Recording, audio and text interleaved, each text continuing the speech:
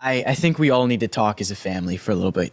I think our family, all three of us, I think it's kind of falling apart. I've just felt distant from you guys lately. We can't really have a family discussion without the head of the family. Toby, could you step in, please? I brought your dad as well. Sorry, our father. What are you I doing? brought our father in. I'm not ready for this. Hey, Toby, thank you for joining us. You're welcome. You're welcome. I think it's time for us to sit down as a family and finally talk about this. We've been distant and we've been separated this season. Oceans have separated us, Oceans have right? separated us. Literally I mean, and Toby's not even figuratively. here. In person, he's on Zoom. That's the best he could do. Yeah, I'm sorry about that, but that's the price of being a god. We miss you. I know. Well, I miss you guys. Now listen, Zeus is coming, and he gets mad if I use the Wi-Fi. So That's what you said last time. That's always your excuse. no, listen. It's not an excuse. I really genuinely have to go, and don't worry, I'll send child support money. Okay. All right. Thank you. That's like we could have used that a lot earlier on.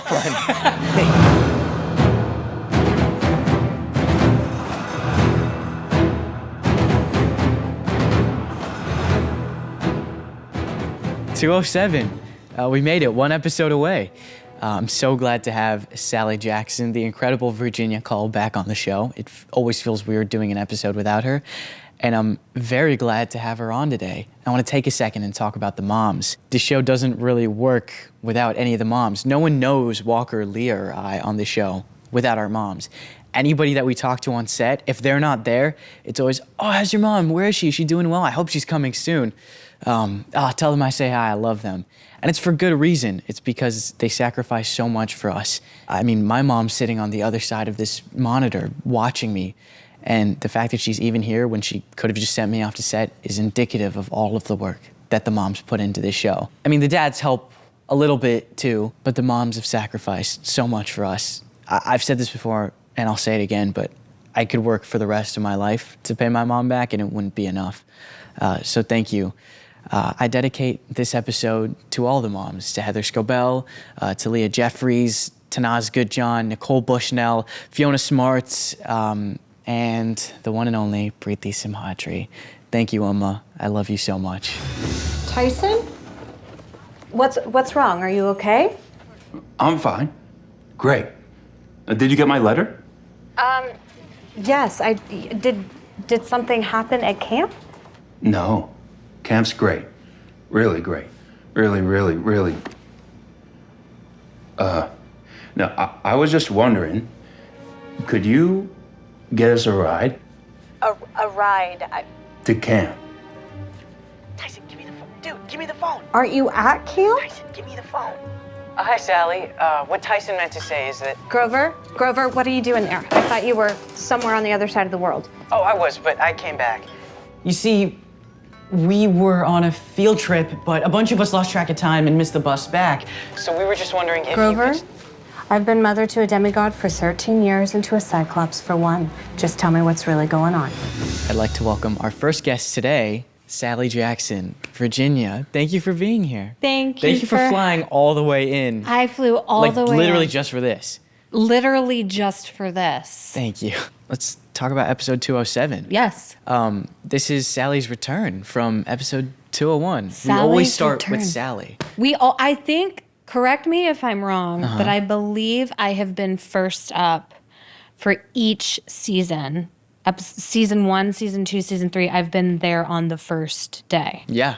And I'm kind of like, hey, here we go, yay. And then I'll see you in 5 months. I'll see you after you've killed a bunch of monsters and fought gods. You've had victory in your quest and you've survived to fight another day. Have fun, son. I'll be here to receive you. Mm-hmm. Yeah. One of my favorite moments of our time with you is whenever you pull up in your blue Prius and Walker asks you whose car that is. And I don't answer. And you don't Do answer. Whose car is that, Sally Jackson? I don't know, fans. Whose car do we think that is? A blue Prius. And I believe With you a might teacher's see... bumper sticker Yeah, you on might the see in back. the shot, there is a very, very sexy bumper sticker that says... I'd rather be teaching. I believe that's Yeah, what yeah, it yeah, says. 100%. Genius set design. Well done. There is an incredible teacher named David Frankie. Props to you. I just think teachers, like, let's pay them all the money and let's celebrate them to the end of time, because they are doing such essential, important, formative work. And he does an entire semester on Percy Jackson and the Olympians, the first book, with his 4th grade class. And so I sweet talked our friend Aryan here into coming and talking to It didn't his take much classroom sweet of talking. kiddos.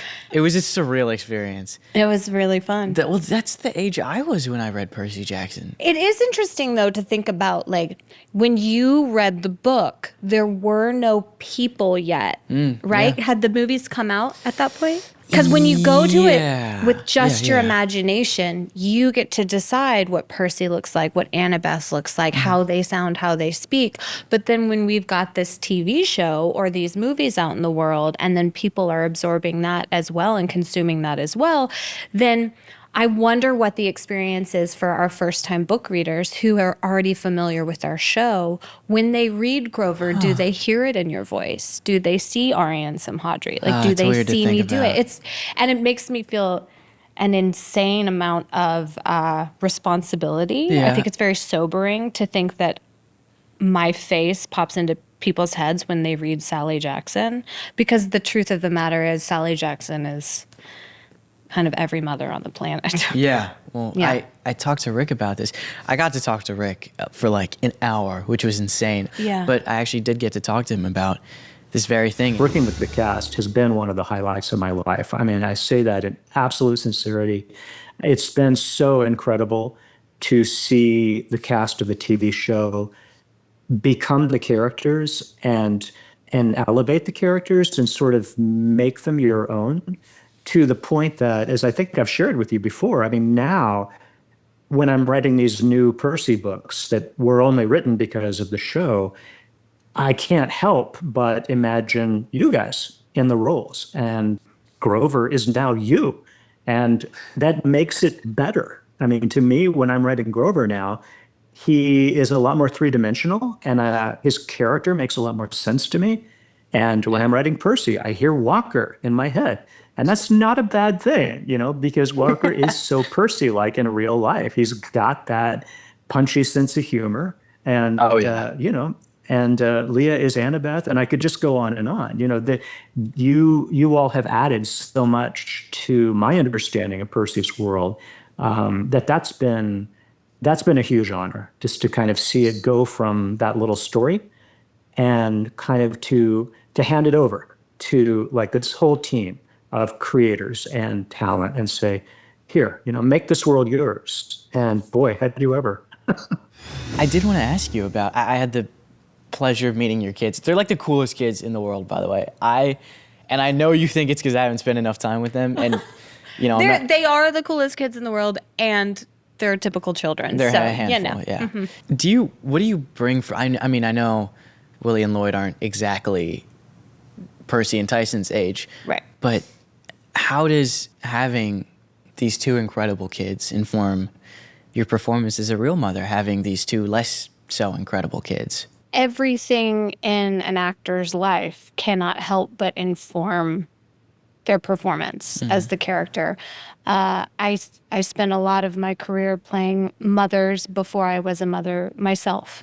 And I am a firm believer that a woman does not need to parent her own children to be able to convincingly play a mother on camera or on stage, or to just be the most nurturing, you know, provider possible, or teacher of children. So on one hand, I kind of push back about the idea that because I'm a mom, I can play a mom. On the other hand, I don't think there's a parent on the planet that has not said the words, I'm failing. So when I was given the words, I think it's season 1, for Sally to say, I'm failing, that just rolled right off my tongue. This isn't fair. No, it isn't. And I am failing. No, you're not.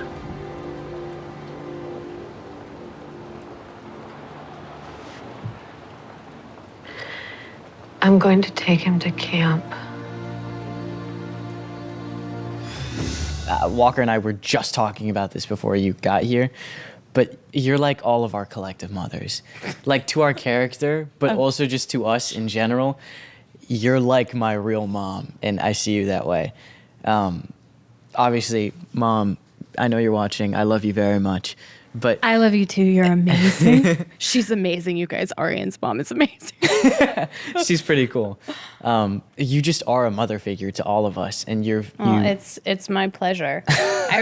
When I was first presented with the opportunity to play Sally, I had this kind of long, lovely conversation over Zoom with Dan Schatz and Jon Steinberg and James Bobin, our director and our two showrunners. And I said, I don't want this to ruin these kids' lives. I feel very protective of you. I think that on one hand, we are so fortunate to work in this industry. It is a dream come true. It's amazing. And I see how it can be really hard, particularly for young people.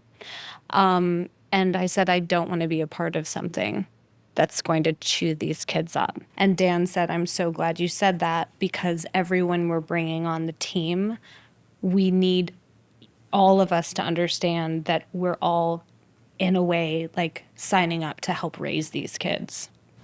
So in addition to learning my lines and hitting my mark, I do take that seriously. And it occasionally means that I'll probably annoy you with my... I mean, it's yet to happen, but I look forward to the day where you do annoy us with It also helps with your finger that wagging. I genuinely enjoy you guys. Thank like, you. I actually like you. So Thank you. I actually enjoy you. I'm giddy when I get to see y'all. It's a pleasure to hang with you off screen and to also act with you on screen. So yeah, I'm glad to be your mom. It was something I did want to ask you. Yeah. I don't think Sally knows about the mythology of Poseidon being the father of all Cyclops. So why does she take Tyson in? I think it's obvious that she's a very empathetic woman, but she's also a woman who can see through the mist, which is very, very rare. Sally is an incredibly wise woman. Strong as all get out. Yeah. And can see through the mist. I think she is very clear-eyed. And also very protective of her son. And it's got, quite the spidey sense about things. And so I believe they meet at a homeless shelter. That's right. That she was working at. I think I see this misunderstood, lonely monster, but I think I inherently know that he is not a danger. Well, I think instinctually there's something about Tyson that's just Good. so reminiscent and so good, but so reminiscent of Percy. Right. You could tell they're related from the get-go. I loved that character so much when I read the books. I think it was the role I've been most anticipating. Who are they going to cast? It's such an important part. It's a hard part, but it's the one that really kind of just like tore my chest open and broke my heart in two in the best way. And I just think Daniel Diemer is such a good Tyson. But I loved working with him. He was so enthusiastic. How can you not? Yeah, so kind, such a pro. There's some stuff that I wanted to ask you more about Sally's character, and I think to talk about that we need to bring on an expert. So I'd like to introduce our next guest, our co-creator, our showrunner, our executive producer, our writer, our best friend, Jon Steinberg. Thank you for being here, man. Of course, we're best friends now. Yeah, we're best friends now. That's exciting. You got a promotion. Who got demoted? Well, Walker's not here for a good reason. So You know what? You should have showed. you should have All showed. right, well, I want to start with kind of a heavy question for the both of you, if you don't mind, because I think it's really funny.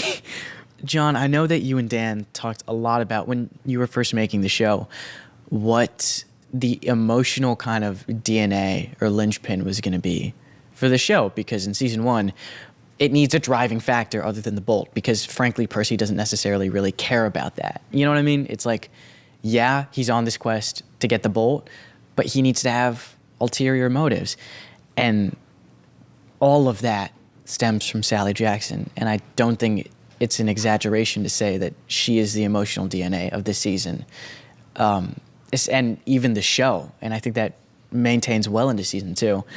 And I know that you were, you had a lot of discussions about how to get that exactly right. Did you just ask the question and answer it at the same time? That was pretty cool. Oh, thanks. That was great. Yes. Yeah, no, I am. I mean, the easy answer is cast Virginia. I think that helped. Yeah.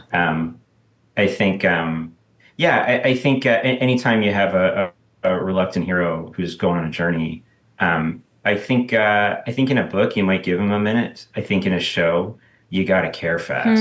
And I think you have to sort of understand when you're trying to adapt the story, how are you going to kind of achieve escape velocity quickly and get an audience to care right away. And while Percy wasn't going to understand or care about the bolt or really any of that world on page 1 or 5 or 10, you knew he was going to care about his mom. And so I think that center of gravity really sort of, I think, holds the show together at the beginning and pulls you in. And I think in sort of the most important real estate, which is, sort of the top and the end of the pilot, that moment between Sally and Percy at the end of the first episode, I think is hopefully one of the moments where we're making a play to have you fall in love with the show. You're gonna need to be brave now. Remember what I taught you. Remember the stories I told you, especially the stories they will tell you. No way, Mom, I'm not leaving you. Perseus, listen to me. You are not broken. You are singular. You're a miracle. And you are my son. I think the tone of the book allows you to be unconcerned with the fact that you're reading about a 12-year-old boy who sees things that no one else sees. I think you're on an adventure and you understand you are, and so you're with it. And I think in a show where you're just meeting this, especially if you've never read the books, there was this thing kind of nagging in the back of my head of if I was a 12-year-old boy who did not know that my father was a god or know any of this stuff, and I saw things no one else saw, I would have serious concerns about my mental health. I would be really nervous. And for a while, I think that presented as a problem to me. It presented as something I wasn't sure how to handle, because that sense of reality and the adventure of the book were fighting each other. And then there was this moment where it just kind of cinched where maybe it's okay to embrace that. And once you embrace that, you get this moment almost right away. I remember sort of like having the realization that it wasn't something to be afraid of, and the realization that that's what his mom's there for, and that creates the opportunity for her to tell him, okay, there's all this other stuff going on, and I'll tell you a story about the gods and about whatever, but the most important thing I'm going to tell you is that there's nothing wrong with you. To kind of pivot a little aggressively here, I wanted to talk about one of my favorite parallels in this season. We have a lot of them, but one of my favorites that just was made aware to me, I didn't even realize this until recently. In season 1, the entire driving plot is that Sally is missing. And in season 2, Sally and I trade places. And I want to hear both of your takes on what you think that does to Percy and the story in general, because those are both two very different characters in his life. I think in a way Percy earns season 2, right? Like season 1 is, there's really only one person in the world that would have driven him to the underworld to save. He didn't really have the experience or the kind of friendship that would make that feel like something you would even consider doing. And then you get to the end of that season and you realize that is now online for him. He understands what it means to have peers. He understands what it means to have friends who also were lonely and who can be not just a challenge at school, but comfort. And then you got to take one of those kids away from him. You know, I think once you sort of learn that those things are possible, then you got to test it. And so in a way, it's the next level of class for him, to explore what these new relationships mean. And as quickly as he's earning them and figuring them out, he's having to confront how important they are to him, in the face of losing them. It's interesting for season 1, the only solid relationship he has in his life is with Sally. But watching back this episode, season 2, all of a sudden it's Grover, it's Annabeth, and there are more people in his life that he's willing to risk life and limb for.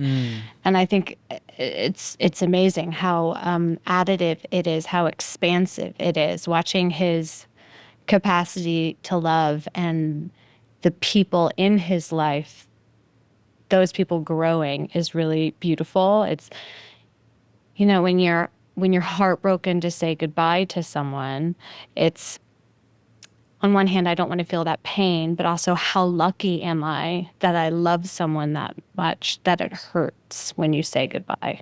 And I think that that's really interesting.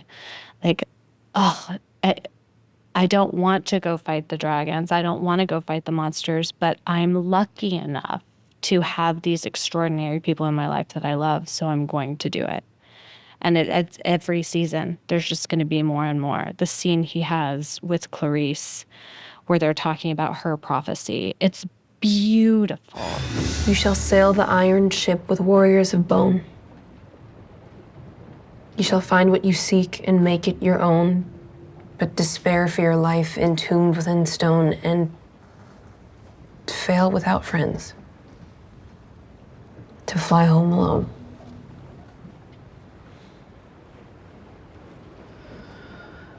Yeah, it's not so bad.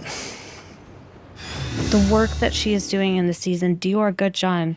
Goodness gracious, girl, you are a beautiful actor. And watching Walker and her play that scene where they're finding repair and they're finding common ground and they're both being humble enough. I do want to talk about that a little bit, actually. Speaking of our incredible Clarisse, you are good, Jon. She's so good. She's so cool. She's so good. I talked to Rick a little bit about it. We can throw to it. It's no secret that she's not exactly a friend of our heroes, and she wasn't really a fan favorite in the first book, as this kind of antagonistic counterpoint. What made you decide to put her in the spotlight for this quest? She's just a fascinating character, and I think anytime that you have someone who presents themselves as a bully and kind of the villain and pushing people around. And I remember this being a teacher and seeing this. I always have to step back and think, okay, what is making this person act this way? There's usually some bigger bully behind them. And even if it's hard, I think it's important to have sympathy for why they're acting the way they're acting, or at least understanding it so you can kind of address it. And there's no bigger bully to have as your dad than Ares. So even though Clarisse can be a bit much at times, I know why she is the way she is, and I kind of have to respect that she's trying to be something more. She really wants to be a hero. I just don't think she's had a lot of great role models on what that looks like. It's one of those puzzles, right? If she doesn't just present as a bully, then if I'm a fan of the book, I feel like, well, what did you do with my bully? Like that's a part of the world I need. But if that's all she is, and if whatever she's doing to Percy is coming from sort of like base sadism or just sort of, something that as an audience, I just don't really care to understand any deeper than what it is, then there's no there, and you're going to run out of runway. And so I think that was, part of the puzzle in the beginning was, what's she really angry about, when we meet her. And so the answer became, she is offended as a professional. You don't steal glory, right? And so now she's got some integrity, right? And so she can still be a bully, and she's still angry, and she still wants to put his head in the toilet.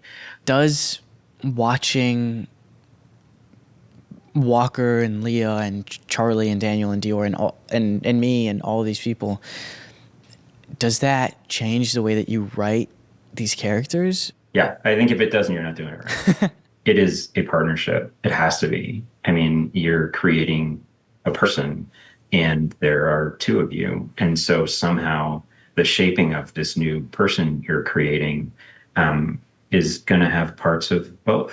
It's a process. You start sort of, you hear their voice, and your voice starts to become the voice that pops up into my head when Grover's talking, and it just gets a little bit easier. Sometimes that works backwards, though, which is interesting, that there are times when I'm writing it and I'm working real hard. Like I'm sort of trying to get through a scene in a way where I feel like there's some material for somebody to work on, or I feel like, all right, this is the material's working here. And then you have an actor show up and they do it, and suddenly it clicks, and it's not hard anymore because you've sort of seen it happen. And it happened with you. And Aryan, I think there were times, I think, with Grover where I felt like he was an idea, and I couldn't, and we saw, for all of these things, we saw a ton of people, and you do sort of get to a place where you're like, is this working on the page? I don't know. It's like, is it just a really tight bullseye, and it's going to take some work to find somebody, or, or did I do the math wrong? And then you open your mouth and it's like, oh, there it is. All right, we'll cross that off the list. Like that's who Grover is. Well, something Andrew McElroy, our incredible acting coach, always talks about is respect for the material, because you guys are so insane. It's actually kind of freakish how well you understand like what we do, even if we don't realize what we do, you know what I mean? And everything that we need. It works both ways, right? The respect, I think, works both ways. That like, I can't ever put you guys in a position where I'm asking you to do something that doesn't feel true to me in some way, right? Or that I can't explain, or that, that's just sort of like, I don't know, do the best you can. Jon, there was this moment when we were all at Comic-Con a few years ago, sitting at that table signing the posters, and we're all in a line. And, it's like you and me and Dan and Jay, and they were being polite and getting our autographs, but really wanted to get to our lead trio, of course, who were at the end of the line. But this one young man stopped in front of me, and he stood there looking at me for a little bit, and he didn't say anything. And I said, "Hi, I'm Virginia. Thanks for being here." And then he said that he was on the spectrum. And I said, "Oh." I was like, "Awesome. I have a lot of loved ones that are too." And then he said, "Thank you for telling me that I'm not broken."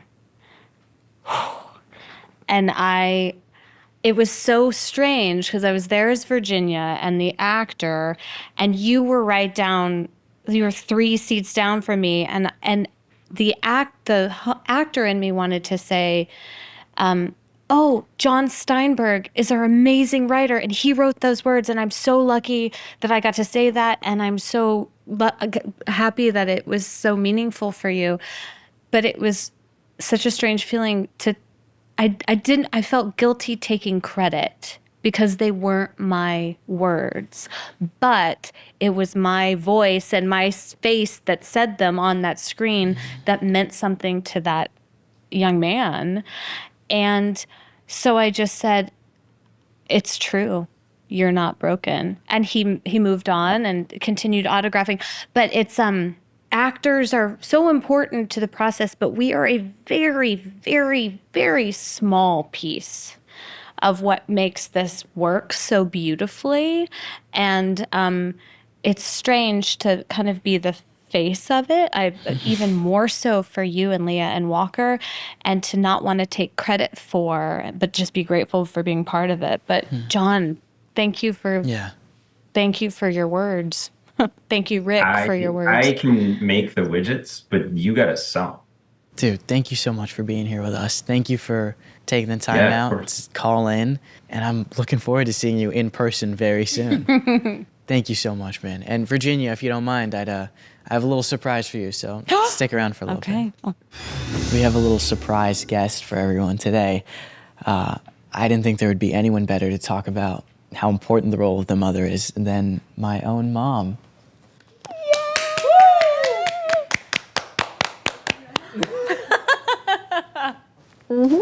Thank you. This is your first time on camera. What's it like? Yes, I was always behind the camera, waiting. You know, I couldn't have become an actor without you behind the camera reading all of my lines for me for, what, like 14 years now? I know, if you put it that way, yeah. Like, no one really knows Walker, Leah, and I without you guys, you know? Every time I talk to someone on set, it's like, oh, how's your mom doing? Or like, where is she? Is your mom here? Every time I come to set without you, they're like freaked out and they're like, and I get mad. And she's gonna be I coming get mad later, if, right? if you guys are here. I'm like, where's Preeti? Where's Heather? That's what everyone Where's says. my pal? I want someone to sit with and chat with in the tent. Well, yeah, I think until 18, we were supposed to be on the set anyway. So, but then I know you're 19 now, but you know, every kid needs a lot of support and guidance and care, so we're still here for you. It is crazy, like the child labor laws of it. It's like when you're before you're 18, you have to have an adult here with you at all times, a handler or a parent or whatever. And then the second you turn 19, what, you're just like scot-free, allowed to go? Yeah. What is that for you? What's that like? No, I don't believe in it. No. Yeah, because Like all of a sudden you can like do your own laundry and cook your own food and drive yourself around the city of Vancouver. Okay, well, I can do all three of those things. Can he? he can do it separately, but not all together. I can handle. And also be able to show up ready to work. I can handle one of those things a day. Good work, Mom. Yeah, but again, as I said, like all separately. But then they're also, the minute they're 18, they're working like 14 hours, 16 hours. Right. Again, coming back home, and an actor is thinking about their lines, their characters. I don't want them to be thinking like, oh, I have to go home and do laundry. I have to book an air ticket, or I have to schedule that interview. And it's a lot of scheduling, logistics, paperwork, planning. There's so much that goes on behind. And I don't think any kid, like even an adult, cannot do that, all of it together at the same time. And they all need help. And I'm sure there's people for every actor trying to do all that. So I have a confession to make. I Oh, God. oftentimes avoid the quote-unquote stage moms because they have a bit of a bad rap. A deservedly historically. bad rap. But on this show, we None. don't have them. Yeah. We just have these incredible, impressive, delightful women that I get to be pals with while y'all are doing your thing. But it's really nice. I like when I'm like, no, the parents are good. They're like great. no, I do concur. Like all the parents on this show, we are like really great friends, and we're You and Miss Heather are like Miss like- Heather. like- He's so polite. it's only with Walker's mom. I'm just kind of terrified of her in the same way I would never call my mother by her first name. So Okay. It's weird. I'm like close to his mom, but not close enough where it can be like, Heather, what's going on? You know? That makes sense. Yeah. That makes so sense. like all parents, we're like great friends. We go out for dinners, shopping, on the weekends or after set hours, anytime you're free. We are texting, calling. It's great. Like I think truly we're a family after like 3 years on it, and we're also traveling to all the press events and everything. So, But, like, I kind of lucked into being an actor is the way that I would describe it.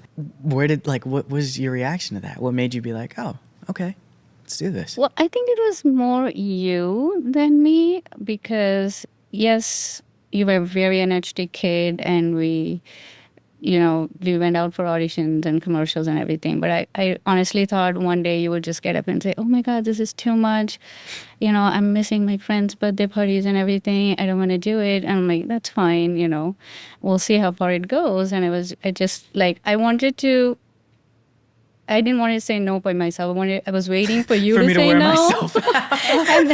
But then you kept going, and I'm like, okay. And I thought, okay, maybe you can do this until you're 18, and then you go to college, and then, nothing We know becomes how that up. worked out. Then that's fine. You can just go to college, and then I can, you can take it forward from there, or we'll see what happens. But I'm like, okay, I'm just going to keep going and see. And I know for sure it's only until you go away to college.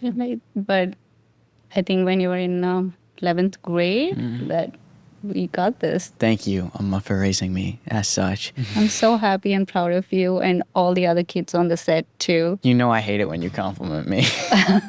What is that about? All kids hate their parents complimenting them. Well, I don't like to get compliments too. Yeah. No. This is weird and unnatural. I think it runs in the family, so we don't like it. Anytime you she guys compliments me, gotta- it's before I get really bad news. So Yeah. Well, I both think that you're just the best of people. So Oh, Thank you. Thank you. and thank you're- you guys so You're a great much. mom yourself. We came to your house, saw the kids, came to the school. So good. Yep. I have one more guest for you tonight, and it's a very special one. I felt like we've talked a lot about the writing and the acting and the directing and even the cinematography, but today I have Bear McCreary, our composer, on, which is insane. Thank you so much for joining us, dude. Thank you for being here. Hey, thanks for inviting me. This is going to be a lot of fun. For those who don't know, Bear, in all his genius, live records every single part of the orchestra that's in this show. Do you want to walk us through what that is like? I don't think fans necessarily understand how many people come together to make the music that they're hearing. When you walked into the scoring stage for that first episode of Percy Jackson and you saw we had all the strings set up, and then God. later in the day we were going to have all the brass and woodwinds. We had so many musicians we couldn't even fit them in the studio all at the same time. Was that a surprise to you? I did a musical once, and getting to hear the pit play together for the first time was incredible. But walking into a room that size with that many people, literally so many people that you had to do it all separately, was insane. Well, one of the things that was the most interesting to me that we talked about during this prep session was the fact that the orchestra is reserved for our heroes. And I think you can 100% tell because we see a lot more of the bad guys this season. I want you to talk a little bit about balancing music for different characters and different moods and themes, Well, let's talk about themes. Themes are the basic building block that I use when I'm creating a score. A theme is a musical idea that the audience hears enough associated with a certain character or story element that they understand on a subconscious level that connection.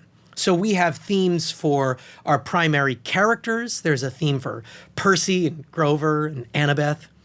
There's themes for objects. We have a theme for the fleece. We have a theme for Kronos. We have all these different themes that I hope you don't notice on a conscious level. But deep down inside, your brain starts to hear certain things over and over and over again. And one of the things that I found in the early days of scoring Percy Jackson was that Percy needed a heroic theme. And I used a lot of brass, French horns and trumpets and big soaring strings to create a theme that tells us fundamentally that he's a hero.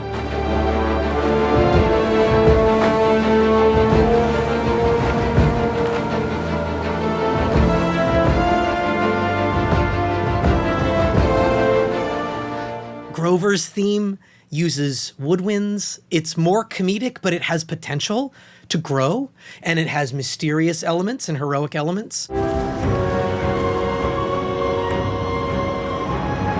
Annabeth's theme is more mysterious, more filled with longing and a more subdued sense of heroism that can develop over the course of the seasons.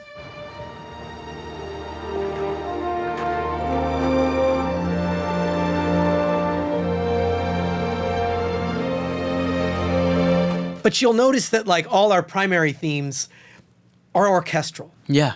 They use a lot of acoustic instruments played by real people. So to create a theme for our villains, I sort of went the opposite direction.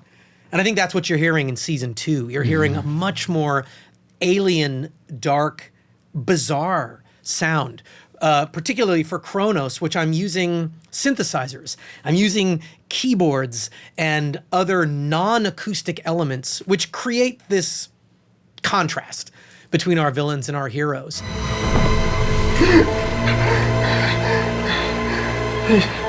I'm loyal. I've sacrificed everything for you.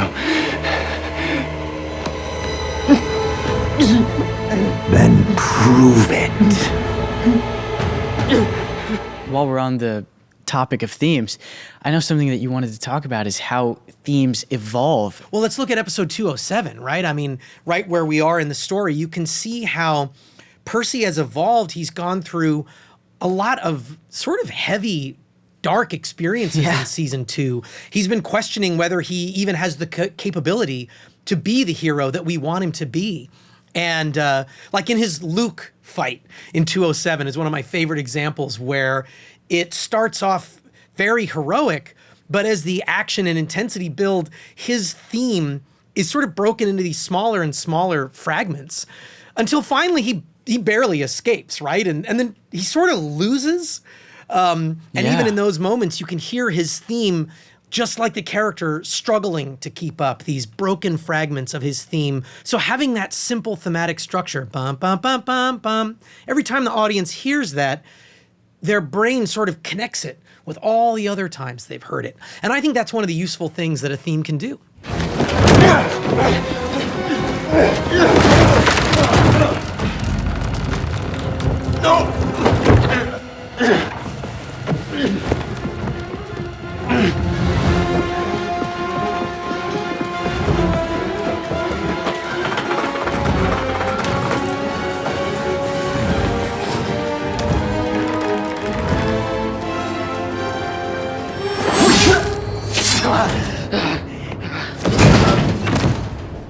This is, I think, more than anything, this is what frames our show, and that's what frames how the audience sees it, because a good scene is, a good scene is a good scene, but a good scene with good music becomes a great scene. The scenes I've struggled with the most on the show often turn out the best. The ones that I go back and forth with our showrunners and do different drafts. And the reason is because the scene is so layered and so nuanced that there's actually multiple ways to approach it, which means there's no obvious right answer. For example, there was this season where Percy is trying to prevent the ship from going down into this swirling vortex. That was one we went back and forth. And it really took me a minute to fully understand, like, Percy loses. He actually fails. And his theme has to fail with him. And when I fully embrace that, you'll hear, if you go back and watch it, like there's a triumphant version of his theme when he's setting out to do it. And that tells the audience like, oh, Percy's got this. And then when things go south, it's still his theme. But I just broke it, like hit it with a hammer and broke it into all these shards that keep failing to stack up into a complete version.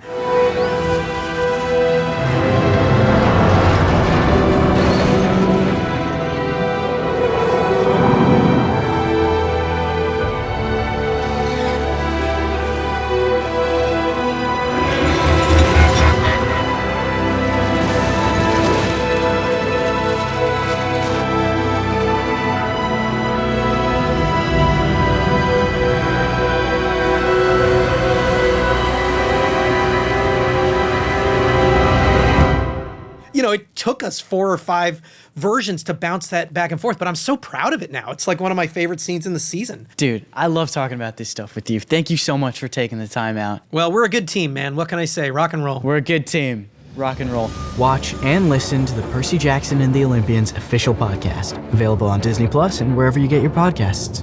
And don't miss Percy Jackson and the Olympians, now streaming on Disney+.